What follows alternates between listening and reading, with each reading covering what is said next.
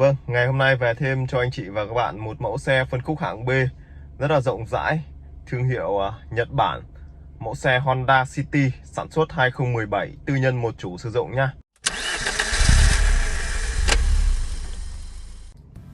Toàn bộ phần nội thất chiếc xe Honda City đời 2017 anh chị nhá.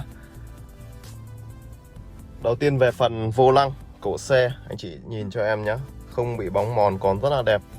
Có tích hợp phím âm lượng này, nghe gọi cũng như gãy số vô lăng. Đó, chế độ eco tiết kiệm nhiên liệu, gương kính chỉnh điện có gập gương anh chị nhé. Ở đây thì em có thấy cảnh báo đỗ này, hệ thống chống trơn trượt.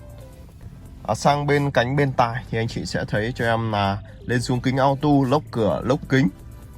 Nội thất còn rất là đẹp nhỉ, từ tất cả cái phần nhựa đen của xe. Đó, ở đây thì được sơn màu bạc anh chị nhé. Đó, phần tắp lô được sơn cải màu bạc.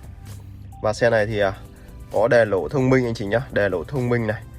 Và các nút vặn điều hòa còn rất là đẹp. Đó, có màn hình đầy đủ rồi, màn hình Android, cam lùi. Đó, cam lùi anh chị nhé. Anh chị sẽ nghe bằng đĩa này, rồi Bluetooth đầy đủ nhá. Rất là tiện dụng. Hộc và để đồ rất là lớn này. Và cái phần ghế da này thì đã được bọc mới rồi anh chị nhá. Ghế da bọc mới này, mình sử dụng phần ghế da mình dễ vệ sinh hơn. Đó, tất cả phần nhựa đây. Những cái phần nhựa ở trên cánh bên tài cũng vậy. Rất là đen, đẹp nhá. Được bọc da. Đó, được bọc da này. Tay nắm cửa mạ chrome sáng bóng. Đó, gương ngược đầy đủ này. Phần trần nỉ bọc ni lông từ mới sạch sẽ. Đó, mẫu xe Honda Civic 2017, máy 1.5, rất tiết kiệm nhiên liệu và có chế độ eco anh chị nhé. Có chế độ eco thì cực kỳ tiết kiệm nhiên liệu rồi. Đó, rất là tiện dụng này. Ở đây thì em Khánh thấy có một cái đầu sạc USB và một cái tẩu sạc thuốc lá anh chị nhé. Đó, ở phía bên dưới đây. Hai ngăn để mình để chai. Đó. Và hiện tại chiếc xe này bên em cũng đang chào bán ra với giá 398 triệu đồng nha. 398 triệu đồng cho chiếc Honda City đời 2017 này. Đó, đời khá là cao.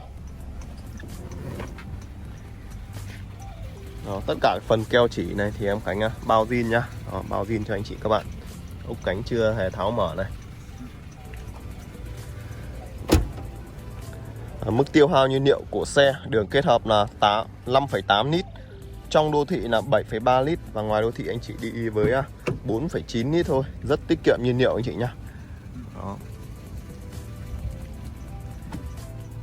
Đây, hàng ghế sau cực kỳ rộng rãi và có trang bị cho mình là cửa gió điều hòa nhá, cửa gió điều hòa đầy đủ. Anh chị quan tâm mẫu xe này hãy đến trực tiếp cửa hàng Chợ Ô tô miền Nam, địa chỉ 17 Lê Hồng Phong, Tân Bình, Dĩ An, Bình Dương, xem xe, trải nghiệm xe. Alo trực tiếp cho em Khánh số điện thoại 0789 683456 nhá. Đó, tất cả phần đinh bấm này, đó, zin nguyên bản cho em nhá. Ốc cốp sau chưa tháo mở. Đó, cốp của City rất là rộng rãi nhá. Đó.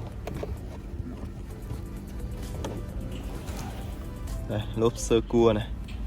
Đó, khoang cốp sạch sẽ. Cái phần sắt kia là zin nguyên bản của xe anh chị nhé, zin nguyên bản của xe luôn.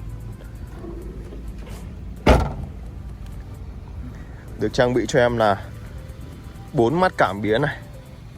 Đó, form dáng của City cũng rất là đẹp, được dán nóc anh chị nhé, vây cá đầy đủ. Đó. Đây là cái bảng giá của xe anh chị nhé. Đây bảng giá của xe. Xi nhan gương, tay nắm cửa thì được mạ chrome sáng bóng và tích hợp phím bấm nhá. 398 triệu đồng sở hữu ngay một chiếc City 2017 đời rất là cao, form dáng đẹp trẻ trung. Máy 1.5 siêu tiết kiệm nhiên liệu.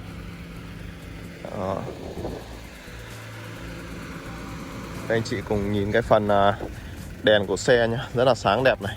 Đèn bên này hơi vào nước một chút, em sẽ xử lý lại nhá.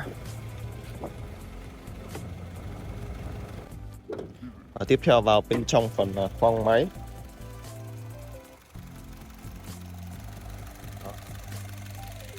Ốc chân máy này, zin chưa tháo mở nhá.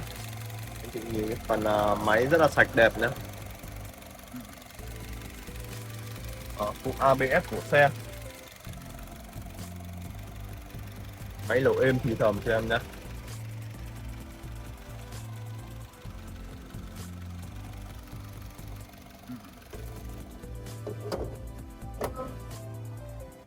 Và vừa rồi em Khánh đã giới thiệu đến quý các bác anh chị mình mẫu xe Honda City 2017 tên tư nhân, một chủ sử dụng.